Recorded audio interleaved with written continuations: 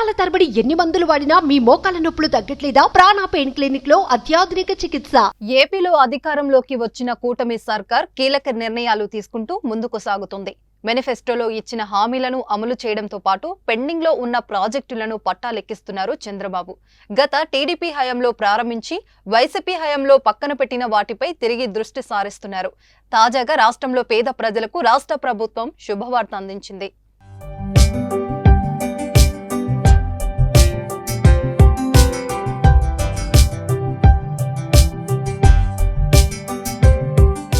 TDP ప్రభుత్వం 2014 నుంచి 19 మధ్య 3.14 లక్షల టిడ్కో గృహాల నిర్మాణాలను చేపట్టింది.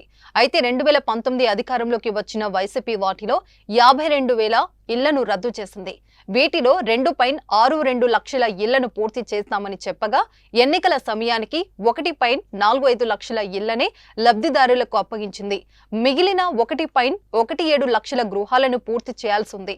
దీంతో వాటిని తొందరగా పూర్తి చేయాలని ప్రభుత్వం నిర్ణయించింది. కేవలం 4 నుంచి 5 నెలల్లో లబ్ధిదారులకు అందించాలని భావిస్తుంది.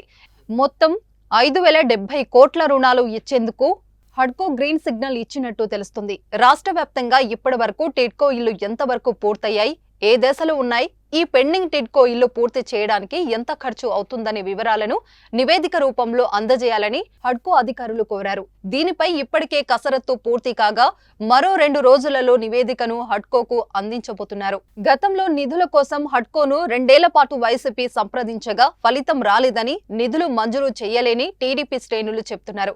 కానీ ఎన్నికల తర్వాత ఎన్డీఏ ప్రభుత్వం అధికారంలోకి రావడంతో తిరిగి అధికారులు హడ్కోతో సంప్రదింపులు జరపగా రుణాలు ఇచ్చేందుకు ముందుకు రావడం చంద్రబాబుపై ఉన్న నమ్మకమంటుంది టీడీపీ. ఏదేమైనా పేద ప్రజల ఇల్లు తొందరగా పూర్తి చేసి వారికి అందిస్తే అభినందనీయమే అని అన్నారు.